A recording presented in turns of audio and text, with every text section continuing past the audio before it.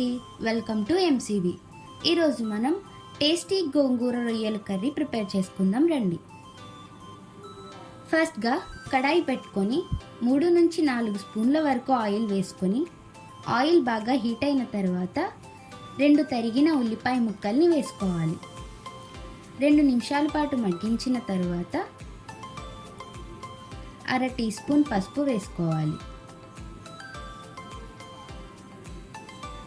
1 లేదా 2 పచ్చిమిర్చి వేసుకొని బాగా కలపాలి. అలా కలిపిన తర్వాత 2 నిమిషాల పాటు మగ్గనివ్వాలి.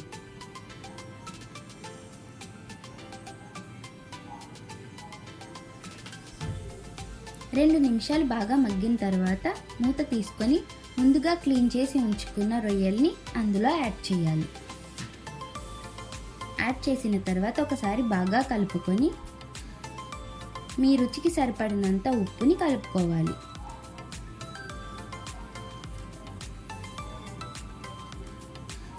మళ్ళీ తర్వాత 3 నుంచి 5 నిమిషాల వరకు రొయ్యల్ని మగ్గనివ్వాలి.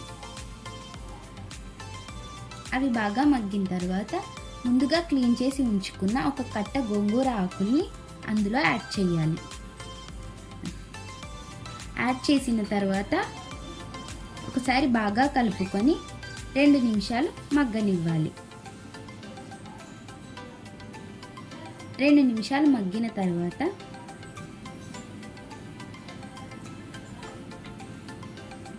మీ రుచికి సరిపడినంత కారం వేసుకొని బాగా కలపాలి.